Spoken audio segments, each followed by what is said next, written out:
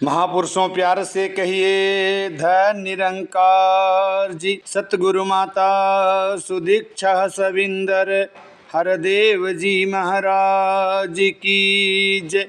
महापुरुषों, सतगुरु की कृपा और आप सभी संत महापुरुषों के आशीर्वाद से दास एक बार पुनः आप सभी के समक्ष उपस्थित है। निरंकारी मिशन की पुरातन संत निरंकारी पत्रिका, जहां से अगले वीडियो में दास ने छोड़ा था, लंदन का समागम चल रहा था हुजूर का, तो उसमें लिखे लेखों को लेकर के सतगुरु के मुखारबिंद से निकले हुए दिव्य प्रवचन आपके श्री चरणों में रखने का प्रयास करेगा। इसी याचना कामना प्रार्थना के साथ कि आप सभी संत महापुरुष माई बाप हैं। सतगुरु माता सुदीक्षा सविंदर हरदेव जी महाराज ने इस रूप में जिस दिन अवतरित हुई, उसी दिन हुजूर ने कहा कि आपको संसार की किसी भी चीज़ की आवश्यकता है तो आप अपने आसपास के जो संत महात्मा हैं उनके चरणों में धन्यंकार करो, अरदास करो, इस निरंकार से उनका सत्कार करो, सेवा करो, सच्चा पातशाह सब पूरा करेगा। तो आप सभी संत महापुरुष जो कि सतगुरु के सर के ताज हैं, तो दास तो आपके चरणों की चरण धूलि भी अपने मस्तक पे लगा करके शोभायमान होने का गौरव प्राप्त करेगा। आप अपनी कृपा दृष्टि, दया दृष्टि, अपना प्यार और स्नेह दास और दास के पूरे परिवार पर बनाए रखें, यही याचना कामना प्रार्थना। और सतगुरु माता सुदीक्षा सविंदर हरदेव जी महाराज के श्री चरणों में ये अरदास कि हे दीनदयाल सच्चे पातशाह, दया करो, कृपा करो, रहमत करो, बख्शीश करो कि हम सब आपके मंतव्य को समझ पाएँ, आप जो समझाना चाहती हैं वो समझ पाएँ, आप जो बताना चाहती हैं वो समझ पाएँ, जिस तरफ चलाना चाहती हैं उस तरफ चलें, जो करने को कह रही हैं हम सभी से हम सब उतना ही कर पाएँ। इस पार ब्रह्म परमात्मा, इस निरंकार का एहसास करते हुए आपके चरणों का आसरा लेकर के एक ही एक संत, एक ही एक भगत, एक ही एक गुरसिख का सत्कार करते चले जाएं, जिससे जहां मेरा लोक और परलोक सुहेला हो, वहीं आपके आशीर्वाद के कृपा पात्र भी बन पाएं। लंदन में 7 तारीख को सेवा दल की रैली हुई। हुजूर बाबा जी से सारे इंग्लैंड की संगतों ने व जवानों ने आशीर्वाद प्राप्त किए और सेवा दल की ओर से 1700 पाउंड की थैली भेंट की गई तथा इसके बाद सेवा दल के एक नौजवान संत श्री मदन लाल जी ने जादू के अनेक खेल व करतब दिखाए। हुजूर बाबा जी व निरंकारी राजमाता जी बहुत खुश हुए। 8/1/78 शाम को भवन पर एक मीटिंग हुजूर बाबा जी की छत्र छाया में हुई, जिसमें सारे मुखी सज्जन, सेवा दल के प्रबंधक सब शामिल थे। हुजूर ने आदेश दिया, नंबर 1 समागम रखें और साथ के महापुरुष धूमधाम से वहां भाग लेने को पहुँचें, एक दूसरे को खूब सत्कार दें। नंबर 2 प्रचार में बढ़ते चलें, कभी भी झिझक नहीं करनी, दूसरों को सुपेरियर व अपने को इन्फेरियर नहीं समझना, इससे प्रचार में व विकास में बढ़ोतरी नहीं हो सकती। प्रचार सबको बराबर करना है। नंबर 3 अच्छी बातों को अपनाना है। मैंने तो प्यार सत्कार का बीज डाला है, सारे ही आप भक्तजन हैं, गुरुमुखता के लहजे से चलना है, इसी में हमारी व सबकी भलाई है। नंबर 4 प्रचार का कार्यक्रम ऑर्गेनाइज तरीके से करें ताकि अनुशासन बना रहे। 9 तारीख को क्योंकि सारे महापुरुषों को सेहराबंदी वाले दिन अवसर नहीं मिल सका था, आज नए भवन में ही स्थानीय संगत को गुरु पूजा दिवस का रूप दिया गया। सत्संग का कार्यक्रम आरंभ हुआ और बारी बारी सब परिवारों ने अपने सतगुरु को सामने बैठा देख मनोकामना पूरी की और सबकी ओर से 5 बहनों ने व महापुरुषों ने नूरानी जोड़ी की आरती उतारी। आरती गान बहन आशा जी ने किया। बोल थे जय गुरु बचन, गुरु अवतार, महिमा तेरी अपरंपार। बड़ा मंगलमय वातावरण था। बच्चों ने इकट्ठे होकर हुजूर के चरणों में नमस्कार की और उस समय गीत गाया बालक गुरप्रीत सिंह सुपुत्र श्री उपासक जी ने। यह समय बड़ा ही अनोखा व मनमोहक था। हुजूर बाबा जी ने आशीर्वाद दिया। आज आपने यह समारोह देखा, भाई भाई के हृदय में खुशी आई और बाहिर भी प्रकट हुई। सबके भाग में खुशियाँ आईं। आज इन्हें पता है लोक भी हमारा सुखी है और परलोक भी सुहेला है। सारे गुरुमुखों ने हिसाब बेबाक कर लिए हैं। अब ध्यान साध संगत में जुटा रहे। जीवन का रस इसी में ही है। किसी को घर में अकेला बैठकर कुछ भी प्राप्त नहीं हो सकता। हम जीवन में पक्का स्वभाव बनाकर संगत करा करें, जिससे जीवन बदले। दास कोई कलाकार नहीं, केवल हंसकर ही खुशी को प्रकट कर रहा है। जहाँ संगतों की खुशी है उसी में मेरी खुशी है। आपकी परमार्थ में व संसार में यह खुशियाँ नित्य नई बनती रहे। पहले दिक्कत थी माया व समय की, अब दातार की मेहर हुई है। पहले तो आता जाता यहाँ डरता था, अब तो डर नहीं, संगत स्थापित हो चुकी है। सबको पता लग चुका है कि यह संस्था जीवन पालनी है, सबकी भलाई की है। इसीलिए आप सब इस मिशन को फैलाने में जुटे रहें। इसके बाद बाबा गुरबचन सिंह जी महाराज ने जुलाई 78 रविवार को निरंकारी कोठी में संतों को निहाल करते हुए फरमाया, सात संगत जी धन निरंकार। एक तुही निरंकार बिन जाने नंकार प्रभुनु, जन्म अकारत जाने माया बिच गलतान बंदे, दाग धृग पीड़ा धृग खाणाए। पापा नाल इकट्ठे कीते धन दा झूठा माणाए, झूठ पसारा सच कर मन्ने, झूठा पेटा ताड़ाए। नाम बिना कुछ नाल न जांदा, अंत जीव पछतांदा ये, कहे अवतार में गुरु तो वारी, जो यह रब मिलांदा ये। हुजूर ने फरमाया, सात संगत जी, आपने अब तक बहुत से महापुरुषों के प्रवचन सुने। सभी महापुरुषों ने आपको यही संदेश दिया कि यह मनुष्य का शरीर बहुत दुर्लभ है, बड़े पुण्य कर्मों से यह प्राप्त होता है। इसीलिए इस जन्म में हमें जो कार्य करना है, यदि हम उसे कर लेते हैं तो हम बहुत ही भागों वाले हैं और हम सच्चे अर्थों में इंसान कहलाने के अधिकारी हैं। साथ ही ऐसा करने से हम महान पद के अधिकारी होते हैं और जीवन के हर पहलू में हमारी वाह वाह होती है। लेकिन इसके विपरीत यदि हम अन्य कर्मों में उलझे रहते हैं तो वे किसी काम नहीं आते, उनका हमें कोई लाभ नहीं होता। जैसे एक मालिक होता है, उसके पास कोई काम करता है, नौकरी करता है, तो मालिक उसे बम्बई भेजता है और कहता है कि अमुक आदमी के पास चले जाओ, उससे 10,000 रुपये लाने हैं। इस तरह मालिक की बात मानकर वह नौकर बम्बई चला जाता है। वहाँ जाकर वह अपने दोस्त मित्रों से मिलता है, रिश्तेदारों से मिलता है, वहाँ पर सैर सपाटे भी करता है, अनेकों बाग बगीचे और सुंदर सुंदर स्थान भी देखता है, बड़े बड़े होटलों में खाना भी खाता है। इस तरह वह मौजें करके बड़ी खुशी से मालिक के पास आ जाता है। लेकिन मालिक के अनुसार वह संपत्ति 10,000 रुपये नहीं लाता है और मालिक के पूछने पर कि क्या तुम वह 10,000 रुपये ले आए हो, वह जवाब दे कि साहब, मैंने वहाँ बड़े बड़े सुंदर स्थानों का भ्रमण किया, बड़े बड़े होटलों में भोजन किया, मैं मेरे बहुत समय के बिछड़े साथियों से मिला और मैंने वहाँ पर अनेकों लाभदायक काम किए। इस तरह रुपयों का तो मुझे ध्यान ही नहीं रहा। तो इस तरह क्या वह मालिक उस पर प्रसन्न होगा? कभी नहीं। वह तो उसको आते ही पूछेगा कि मैंने जिस काम के लिए तुझे भेजा था वह किया या नहीं। इस पर वह अपनी निजी जिंदगी संबंधी दलीलें देगा तो मालिक से उसे फटकार या अन्य सजा के अलावा कुछ भी मिलने वाला नहीं। चाहे वह नौकर कितना ही महान हो, विद्वान हो, लेकिन मालिक उसे तुरंत निकाल देगा, यह कहकर कि ऐसे आदमी को मुझे ज़रूरत नहीं जो मालिक की नौकरी के समय में उसका काम ना करके केवल निजी स्वार्थ के लिए ही घूमता फिरे। इसी तरह दुनिया में आज कोई भी इंसान जीवन गुजारते हुए यही कहता है कि बस इतने बच्चे हो गए हैं, इतने मकान हो गए हैं, इतनी तरक्की हो गई है, दुनियावी साधन बहुत हो गए हैं, अब मेरा कौन सा काम शेष रह गया है। वह शायद माया इकट्ठी करना ही जीवन का आखिरी उद्देश्य मानता है और भगवान की पूर्ण कृपा मानता है।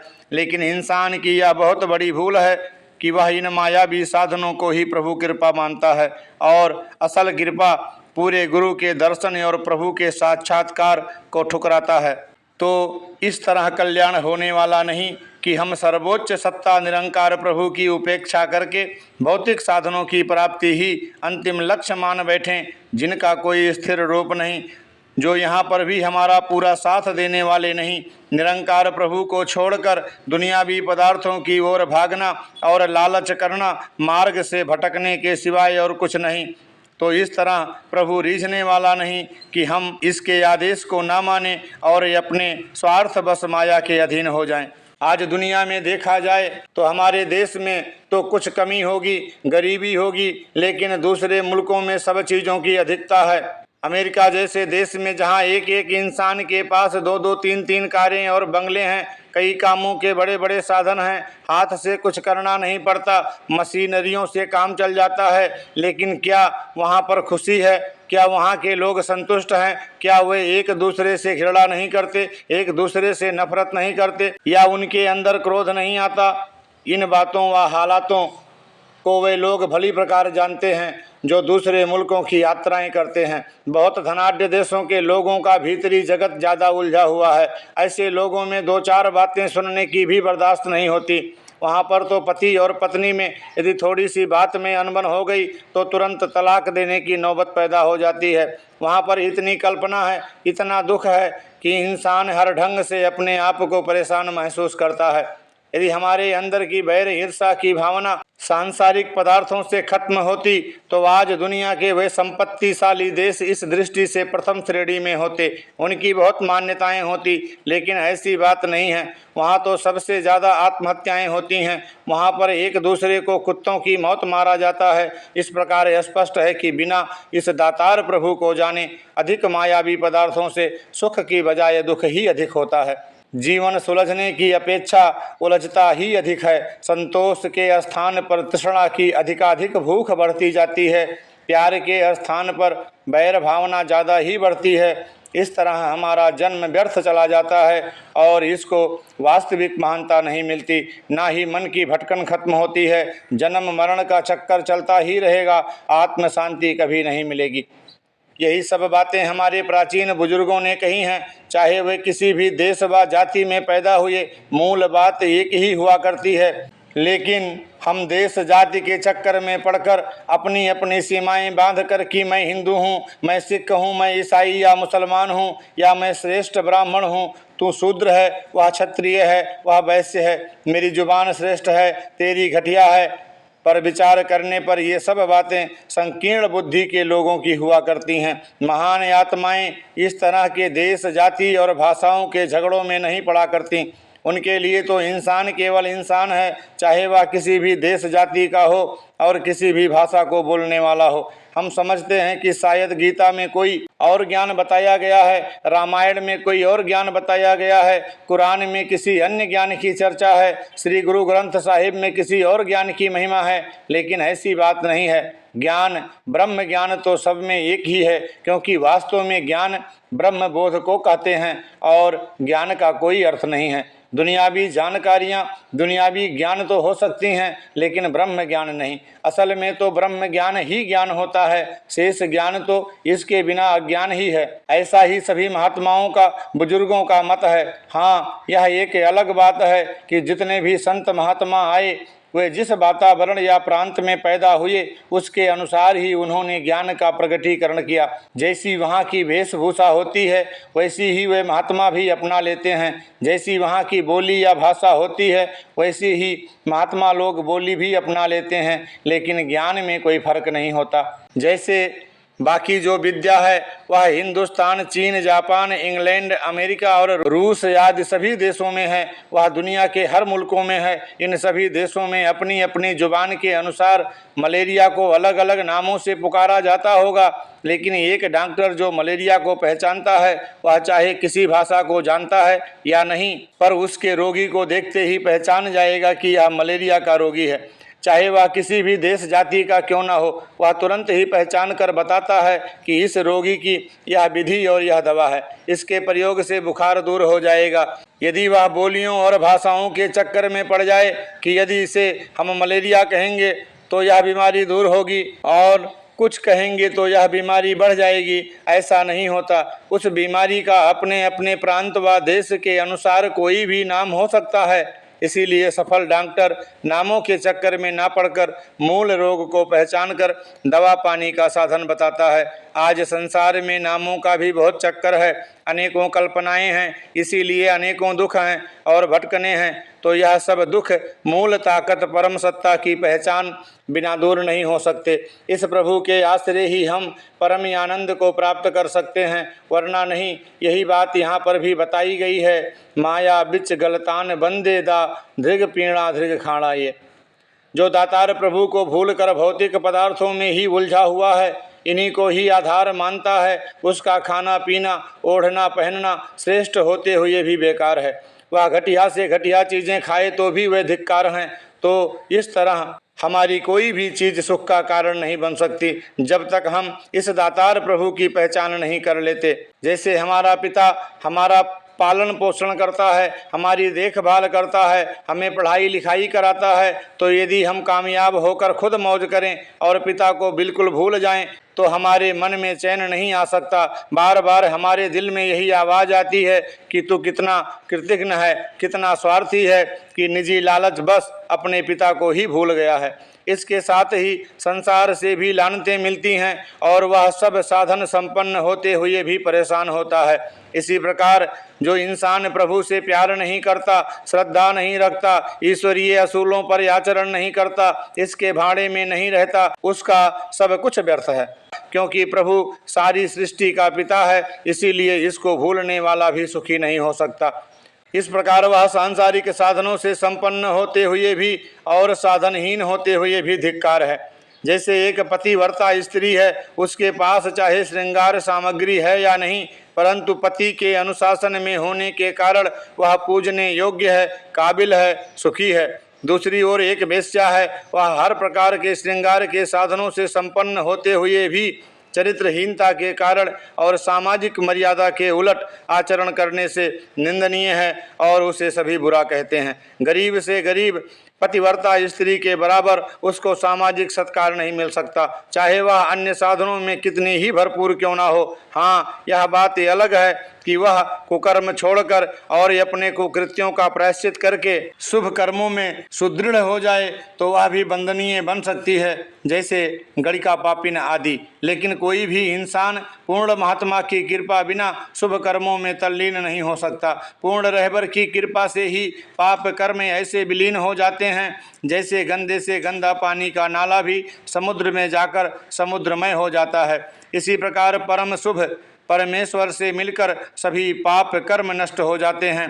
जो दातार प्रभु का हो जाता है उसे हमेशा शाबाशी और खुशियां ही प्राप्त होती हैं, हर तरफ उसकी जय जयकार होती है। लेकिन दातार से दूर रहने वाला आदमी कभी भी खुशियों का भागीदार नहीं बन सकता। उसकी ज़िंदगी में ऐसे ही रौनक या चमक नहीं आ सकती जैसे कीचड़ से कीचड़ साफ नहीं होता, बल्कि कीचड़ से कीचड़ मिलने पर अधिक गंदगी बढ़ेगी। इसी तरह आदमी का मैला मन मैली माया से कभी भी साफ नहीं हो सकता, बल्कि अधिक गंदा ही होगा। हाँ, जैसे साबुन और पवित्र जल से कीचड़ धोया जा सकता है, इसी तरह ज्ञान रूपी साबुन और सत्संग रूपी स्वच्छ जल से मन में लगा माया रूपी कीचड़ धोया जा सकता है। जैसे कोई मालिक अपने किसी आदमी को 10,000 रुपये इनाम दे देता है तो वह बड़ी खुशियां मनाता है, पार्टी रचाता है, अपने मित्रों और रिश्तेदारों को बुलाता है और सबके सामने उस धन को खर्च करता है तथा बधाई का पात्र बनता है। वह बोलता भी है कि मुझे मेरे मालिक ने 10,000 रुपये इनाम दिया है। इस तरह उसकी हर तरफ जय जयकार होती है। और दूसरा जो उसी मालिक के पास होता है वह 10,000 रुपये की हेरा फेरी या कोई ठगी करके प्राप्त कर लेता है तो उस राशि को वह ना तो प्रकट करता है और ना ही दोस्त मित्रों में उसकी मान मर्यादा बनती है और ना कोई उसको मुबारकबाद मिलती है। बस उसके लिए तो हर वक्त खतरा बना रहता है। वह हर वक्त सोचता है कि कहीं इस माया के बारे में पुलिस मेरे घर पर छापा ना मार ले। कहीं कोई दरवाजे पर थोड़ी सी खुटखुट होती है तो उसे संदेह होता है कि शायद कोई तलाशी लेने आ गया है। वह रात को जब गहरी नींद में सोया हुआ होता है तो कल्पनाओं और भ्रमों के कारण स्वप्न में देखता है कि मैं कचहरी में खड़ा हूँ, मुझे सज़ा हो रही है। यही बातें हर वक्त उसके मन में आती रहती हैं। तो स्पष्ट है कि जिसने कोई चीज़ सही ढंग से प्राप्त की होती है उसकी धन्य धन्य होती है और जिसने कोई वस्तु गलत ढंग से प्राप्त की है उसे चारों ओर परेशानी ही परेशानी दिखाई देती है। तो सही ढंग से प्राप्त करने का सबसे उत्तम ढंग है दातार प्रभु के प्रति समर्पण होकर संसार का हर पदार्थ इसका समझकर इसकी रजा में सहज भाव में आदान प्रदान करना। फिर तो खुशियाँ ही खुशियाँ हैं, दोनों हाथों में लड्डू वाली बात है। दातार का हुक्म भी माना जाएगा और सांसारिक पदार्थों की कमी भी नहीं रहेगी। लेकिन प्रभु से विमुख होकर कोई कुछ भी करना चाहे वह ऊंचा से ऊंचा कर्म क्यों ना हो व्यर्थ है। यहाँ भी यही बात कही है। पापा नाल इकट्ठे कीते धन दा झूठा माड़ा। ये माया जो पापों से यानी अनेक प्रकार के छल कपट से इकट्ठी करके हम जो अहंकार करते हैं वह झूठा है, क्षणभंगुर है। वह पानी के बुदबुदे की नाई है जो एक बार उठता दिखाई देता है और तुरंत ही खत्म हो जाता है।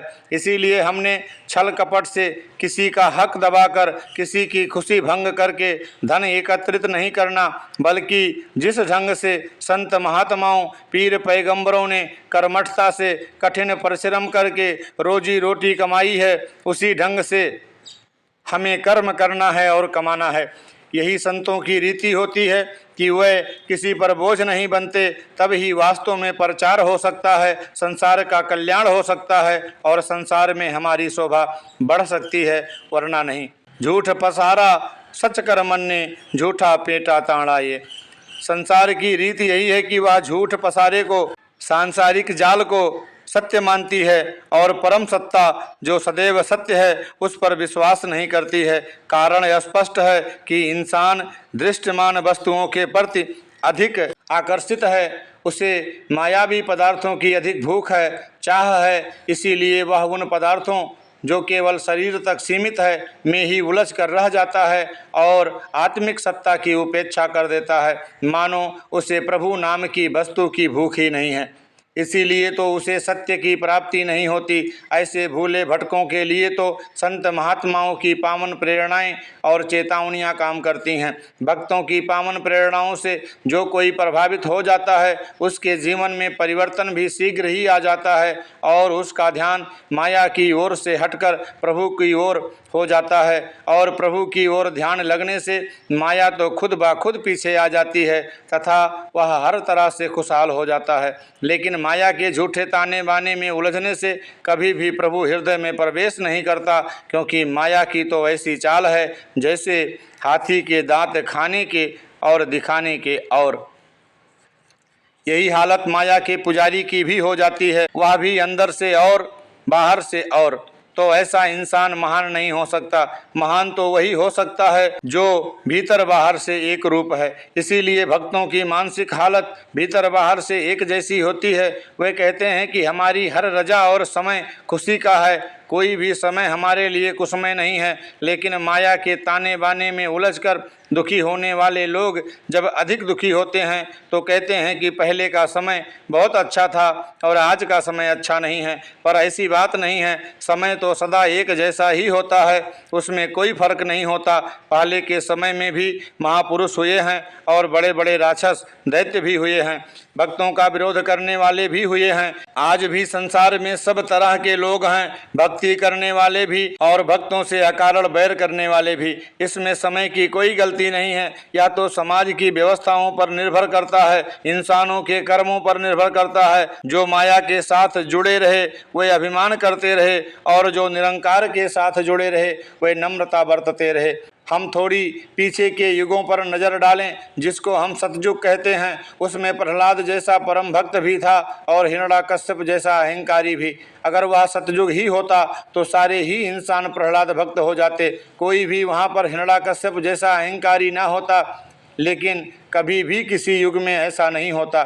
दोनों तरह के आदमी हर युग में होते हैं। अब त्रेता युग पर नज़र डालें, यदि उसमें भगवान राम जैसे ही सारे लोग होते तो राम राज्य हो जाता, लेकिन ऐसा नहीं हुआ, क्योंकि वहाँ रावण जैसा अभिमानी भगवान राम के विपरीत आचरण करने वाला भी था। तो विरोधी तत्व हर युग में काम करते हैं। बस देखना यह होता है कि विजय किसकी होती है। सभी संतों और शास्त्रों का हवाला है कि जीत सदा सत्य की होती है, झूठ की कभी नहीं। इसीलिए भगवान राम की जीत हुई और रावण जैसे अहंकारी की महान ताकत होते हुए भी हार हुई। इस तरह समय का कभी भी दोष नहीं होता। होता अक्सर यह है कि कभी संतों का प्रचार दुनिया को अधिक प्रभावित करता है और दुनिया के कोने कोने में अच्छाई फैल जाती है, तो उस समय को हमें अच्छा युग कहते हैं या सतयुग। लेकिन जब पाप और दुराचार का बोलबाला हो जाता है और प्रभु के असूलों के उलट आचरण करने वालों का शासन होता है, तो उस युग को हम मायावी युग या कलयुग कहेंगे, क्लेश वाला युग कहेंगे। इसीलिए हमने सतयुग बनाने के लिए उद्यम करना है। हमने परमार्थ में आगे बढ़ते ही जाना है। हमने इस शुभ कर्म से कभी भी भागने की कोशिश नहीं करनी। तो यही हमेशा संतों का काम रहा और सत्य की प्राप्ति के लिए वे लोग हमेशा ही आगे बढ़ते रहे। ये नहीं देखते कि संसार में दुख ही दुख है, द्वेष ही द्वेष है, यहाँ हम सच्चाई कैसे हासिल करेंगे। इन्हें विश्वास होता है कि हम सत्य के प्रचार में आने वाले हर विघ्न को पार कर लेंगे। तो हमने सत्य के लिए, मानव कल्याण के लिए, बुराई के दमन के लिए हर वक्त कर्म करने के लिए तैयार रहना है, घबराना नहीं, दुखों से भी परेशानियों से भी भागना नहीं। तभी हम अपनी मानवता की महान मंजिल पर पहुंचेंगे। जैसे हम बाग में गुलाब का फूल तोड़ने जाते हैं और हम उसे देखकर यह कहना शुरू कर दें कि इन पौधों में तो कांटे ही कांटे हैं या हमें चुभेंगे, इसीलिए हम गुलाब के पौधे को हाथ नहीं लगाएंगे, तो इस तरह हम फूल हासिल नहीं कर सकते। जो उन कांटों की परवाह न करके युक्ति से फूल तोड़ लेता है वही फूल प्राप्ति का आनंद ले सकता है। यदि कोई कांटा चुभ भी गया तो परवाह न करने वाला ही फूल का सच्चा इच्छुक है। इसी तरह संसार में जो सच्चाई के सच्चे चाहवान होते हैं वे भी संसार की कठिनाइयों की परवाह न करके संत महात्माओं की सेवा करते करते सत्य की ओर बढ़ते जाते हैं। उनको देखकर दूसरे लोग भी संत मार्ग पर चलकर कल्याण के भागीदार बनते हैं। यही संतों की रीति होती है। लेकिन जो झूठ को सत्य और सत्य को झूठ मानते हैं वे कभी भी सफल नहीं होते। नाम बिना कुछ नाल नहीं जानदा, अंत जीव पछतांदा। ये नाम निरंकार प्रभु के बिना कुछ भी साथ जाने वाला नहीं है। इसीलिए इस दातार का आसरा छोड़ने पर जीव को पश्चाताप करना पड़ता है और जितनी चीज़ें इकट्ठी की होती हैं उनके सदुपयोग बिना उनसे भी परेशानी ही हाथ लगती हैं। आवश्यकता से अधिक वस्तुओं का संग्रह शरीर छोड़ने पर जबरदस्ती छोड़ना पड़ता है, तो चीज़ों के मोह के कारण भी दुख होता है। पुरातन इतिहास इस बात का गवाह है कि सिकंदर बादशाह जो विश्व विजय के स्वप्न देखने वाला था, जिसने बहुत विजय प्राप्त भी की थी, जिसके पास धन माल बेशुमार था, वह अपने वजीर से कहने लगा, मेरे साथ ले जाने के लिए मेरा कीमती सामान भी बांध दो। तब वजीर ने कहा, जहाँ पनाह, इस धन में से तो आपके साथ कुछ भी साथ जाने वाला नहीं। आपका ऐसा हठ ठीक नहीं है, क्योंकि इस संसार का नियम है कि आखिरी समय कोई कुछ भी यहाँ से नहीं ले जा सकता। जबकि वही वजीर सिकंदर के जीवन काल में कहता था कि यह मुल्क भी फतेह कर लो, वह मुल्क भी फतेह कर लो, वहाँ से इतना धन लूट लो, वहाँ पर सबको कत्ल कर दो, उनको इतना परेशान कर दो, अपने अधीन कर लो। और वही सिकंदर के मरण काल पर कहने लगा कि इस धन में से तो आपके साथ राई भर भी नहीं जा सकता। तब बादशाह ने आदेश दिया कि इस वजीर को सरेआम इतने कोड़े लगाओ, क्योंकि इसने मुझे पहले नहीं बताया, कभी अच्छी सलाह नहीं दी कि जिस धन के लिए तू इतना जुल्म कर रहा है इसमें से अंत समय में रत्ती भर भी तेरे साथ नहीं जाएगा। यदि यह ऐसी सलाह मुझे दे देता तो मैं कभी भी इतना सितम कर धन इकट्ठा ना करता, और धन मेरे साथ इसलिए बांध दिया जाए ताकि मैं आखिरी समय में सबको बाखबर कर दूं कि मैंने अनेकों सितमों से माया जोड़ी, लेकिन मेरे साथ रत्ती भर भी नहीं जा रही, मेरा कोई साथ नहीं दे रही।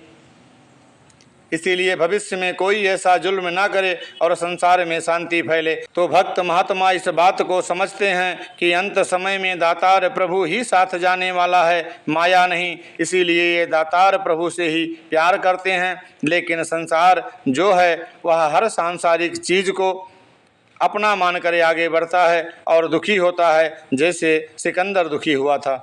कहे अवतार में गुरु तुम्हारी, जो यह रब मिलांदा। ये प्रभु प्राप्ति बिना सुख नहीं मिल सकता और प्रभु सतगुरु की कृपा बिना नहीं प्राप्त होता। इसीलिए गुरु को नमस्कार है, उसकी वंदना है। लेकिन गुरु क्या है? गुरु तो एक शिक्षा है या आसानी का एक रास्ता है। जो उसे अपना लेता है उसे हर काम में आसानी हो जाती है, और जो नहीं अपनाता उसे परेशानी हो जाती है। आज संसार में गुरु की बहुत चर्चा है। लोग समझते हैं कि पता नहीं गुरु हो गया तो क्या हो जाता है, शायद उसके पंख लग जाते हैं या उसके पांव आगे हो जाते हैं, लेकिन ये बातें नहीं हैं। गुरु भी इंसान रूप में होता है, बस गुरु से कोई भी चीज़ आसान हो जाती है। जैसे हम स्कूल जाते हैं और पहाड़े सीखते हैं, तो जिसको पहाड़े याद होते हैं उसको पूछा जाए कि 11 चौके कितने होते हैं तो वह तुरंत कहेगा कि 44 होते हैं। लेकिन एक आदमी पहाड़े नहीं जानता, उसे हम पूछें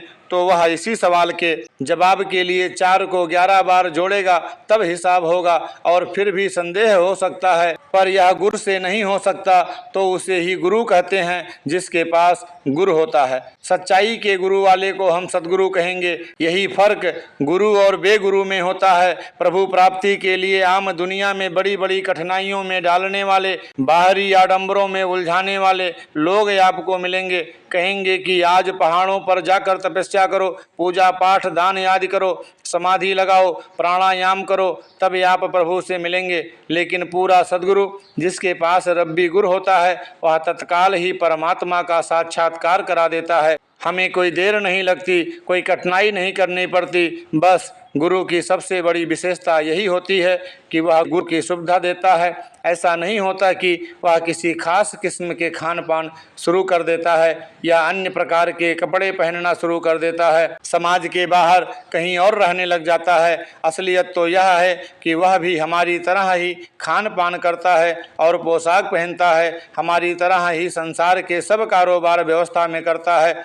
उसकी विशेषता केवल ज्ञान के गुरु में है और कोई विशेषता नहीं होती। दुनिया में जिस जिस इल्म का गुरु होता है, उससे मिलने पर वह अपने ज्ञान के अनुसार अपना इल्म देकर सुविधा प्रदान करता है। इसी तरह सतगुरु भी हमारी भावनाओं को अपने गुरु से बदलता है और सत्य के साथ ही एकाकार कराता है। इसीलिए ऐसे सतगुरु पर बलिहारी होना चाहिए। यही बात यहाँ बताई गई है।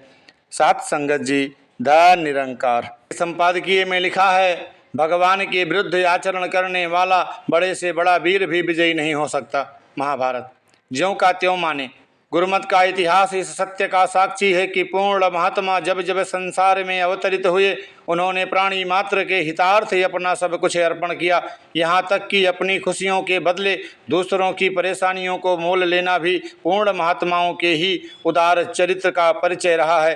वे निरंतर निष्काम भाव से मानव मात्र को अपूर्णता माया से पूर्णता दातार प्रभु की ओर ले जाने में कोई कमी नहीं रखते हैं। पूर्ण महात्मा की ही यह विशेषता होती है कि वह चाहता है कि मेरा सेवक जर्रे से खुदा हो जाए और दुनिया की हर खुशी उसकी झोली में भर जाए। लेकिन इन सब के लिए भी इसका अपना विधान होता है। वह यह है कि ये सब कुछ इसकी रहमत से ही हो पाता है, और रहमत भी कोई खरीदने बेचने की चीज़ नहीं जो किसी मूल्य पर खरीदी जाएगी। इसके लिए भी वेदांत आदि सत्य शास्त्र गवाह हैं कि वह रहमत भी वहीं होती है जहाँ दिलों दातार प्रभु के प्रति सच्ची भूख, पूर्ण समर्पण और दृढ़ अनुराग होता है।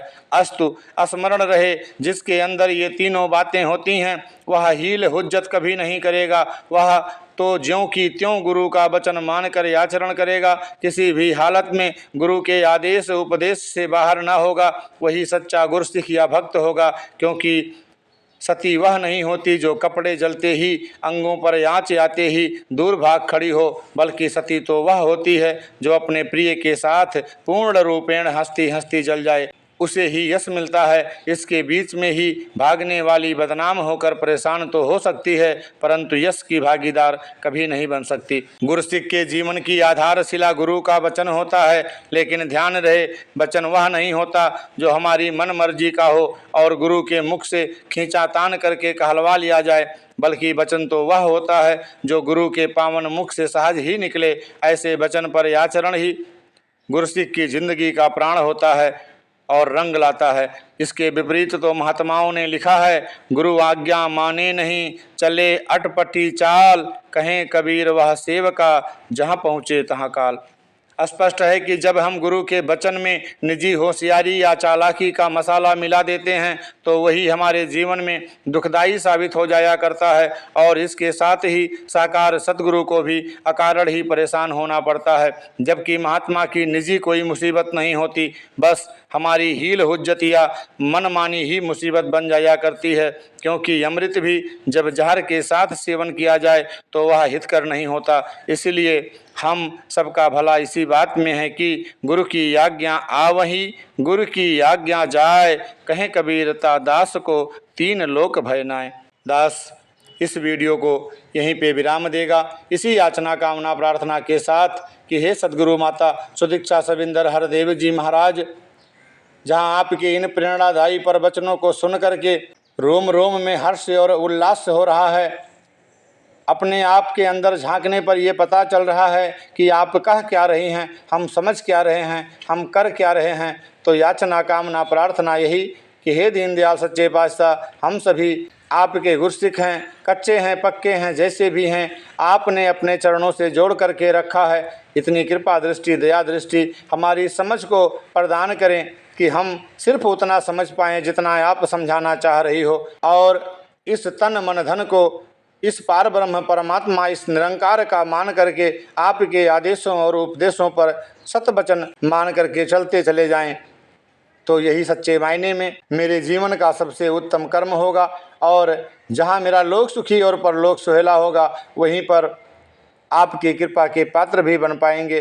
तो इस अप्रैल के महीने में जहाँ हम मानो एकता दिवस मना रहे हैं, आपके इस अमृत वचन को, इस ब्रह्म वाक्य को अपने जीवन में मुकम्मल तौर पर अमली जामा पहना पाएँ और ये आपके कृपा के पात्र बनते चले जाएं। यही याचना, यही कामना, यही प्रार्थना आप सभी संत महापुरुषों के श्री चरणों में भी दास यही अरदास करेगा कि दया दृष्टि कृपा दृष्टि आप सब दास और दास के पूरे परिवार पर बनाए रखें, हमें भी अपने साथ में जोड़े रखें, जिससे हम भी इस गुरुमत के रास्ते पर चल करके अपना लोक सुखी और परलोक सुहेला कर पाएँ।